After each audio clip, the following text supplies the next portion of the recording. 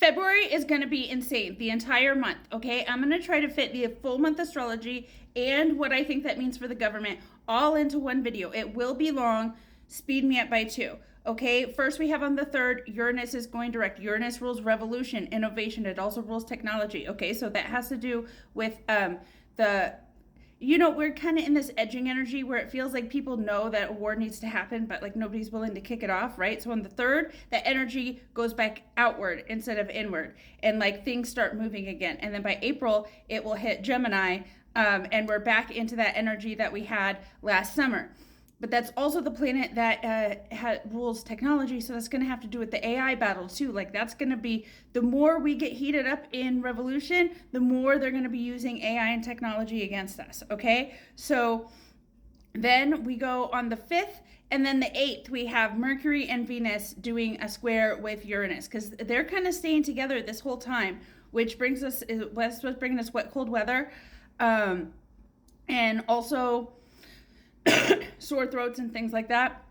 But that's like, Mercury is our mind, it's our thinking, it's also messages, communication, and Venus in mundane astrology has to do with like the safety and security of the people. It's kind of like collectively all of us. So like square, that's a tense energy against revolution at the beginning of the month. And then on the 12th, we have Mercury hitting the North Node. So this feels like that could be related to the Epstein files, like more information coming out, because that Mercury is gonna hit the North Node in Pisces, and Pisces is the house where things are hidden, right? It's the 4th house of home in the United States, but that's what, with Neptune there, that's what's kept us all delusional, right? That's where all the sneaky underhand shit has been happening that we haven't known about. And Neptune moving out of Pisces is what has been allowing this stuff to come forward. And Saturn is getting towards the end of Pisces, where people are starting to get their karma for things that happen. The North Node is still in Pisces, and it will be there until the summer, right? And that's about our collective like path forward, and that also kind of has to do with some karma, but like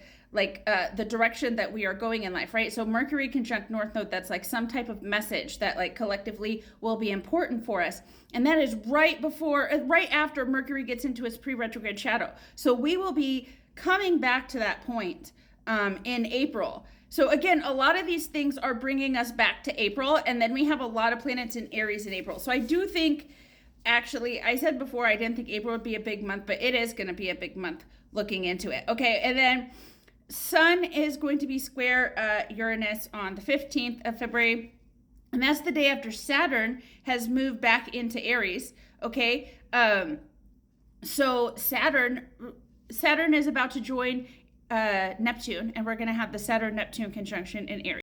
Now, this is at the 0 degree of Aries, okay? And Aries is the 1st degree in the entire zodiac. Like that's where the first day of spring starts. So having something at that point, like something so big as a Saturn-Neptune conjunction, which Saturn is about the government, it's about our laws, it's about structures, institutions, and Neptune dissolves whatever it touches, okay? So it's dissolving away our old way of doing things, right? And it's right at the 0 degree Aries. That is the entire foundation of everything. The last time we had a Saturn-Neptune conjunction at 0 degrees Aries, Jerusalem was destroyed in the Bible. Like that's what the Old Testament is about, okay? And we only have a Saturn-Neptune conjunction anywhere every 35 years. The last time we had one in general was the year that the Berlin Wall fell, okay? And the USSR, that's like when that dissolved. So they are always significant for Russia as well, so we can expect some significant Russia astrology this year.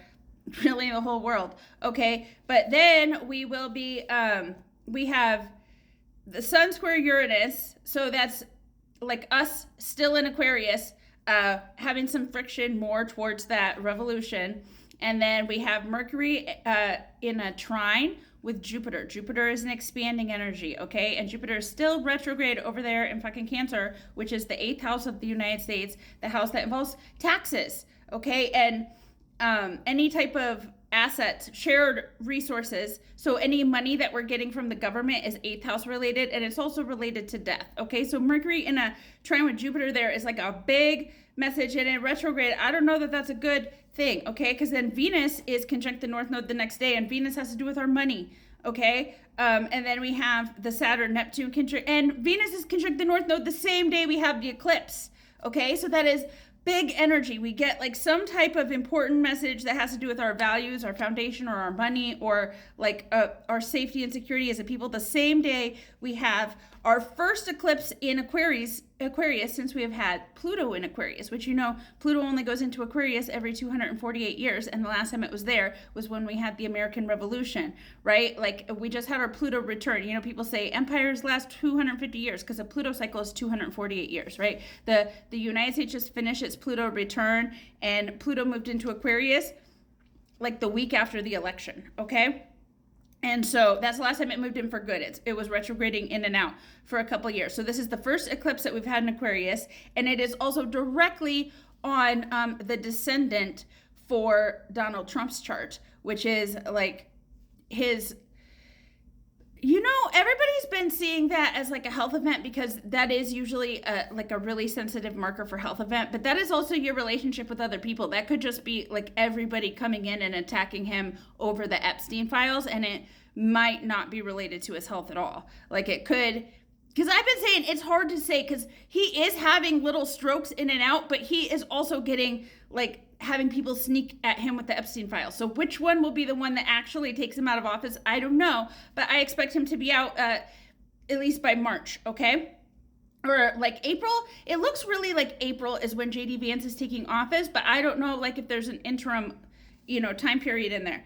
Anyway, then on around February 22nd, we have Venus in its trine with Jupiter, which usually that is a very benefic thing. That's two benefics in a trine, okay, which is a flowing energy between them. But when it's between Pisces and Cancer, and that's the 4th and 8th house of the United States, and Jupiter's in retrograde, and all this shit is coming out in Pisces, I don't know if that's going to be good. In your personal life, that'll probably be a really good day. It'll be bad weather, I bet, okay? Then the 27th, the 27th is a crazy day. Oh, then the 26th is when Mercury actually goes into retrograde, okay? And it's going to be retrograding through Pisces again, which is that house where we've had Saturn, and Neptune was there for 14 years, okay? It went in during the Obama administration. That's when things started getting sneaky, okay? And then Saturn's been there for about 2 years, and the North Node's been there for a little over a year now. So Mercury is going to do its retrograde, and when we're in Mercury retrograde, we reflect, right? Like people always know about like the communication difficulties and your exes come back, but it's like a period of reflection where we look back and see what we've actually been doing since like the last time we had a Mercury retrograde, and like what we need to wrap up. What do we need to, where are things that we left undone that we need to find and address before we can move forward? And that's happening in that house where like that's where all the Epstein file stuff has been coming out of, and like all the like sneaky stuff that we're finding out about the government. So we're going to be finding out more stuff there, okay? And then, because that's still right in the heart of eclipse season, and so right in the middle of eclipse season, we're also having this day where it's Mars square Uranus, okay? Venus conjunct Mercury, which we just had Venus conjunct Mercury last week. They've been going conjunct, like that's what brought us this last snowstorm. And then Sun conjunct North Node, all on the same day. So that's an important message about our karmic path.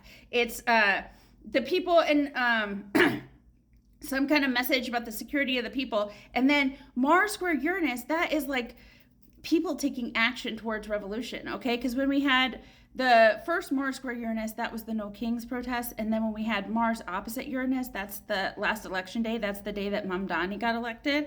Okay. And so now we're coming to another Mars square Uranus. So that's again, the people being like fighting back and being like, nah, I'm not okay with this. Okay. So that's on the 27th. That's the end of the, so that's a lot of shit to pack into the shortest month of the year. And we're still in that eclipse season. So then there will be another eclipse on March 3rd that is in Virgo, which is connected to the eclipse series we've been having. But I'm running out of time in this video, and February is done for.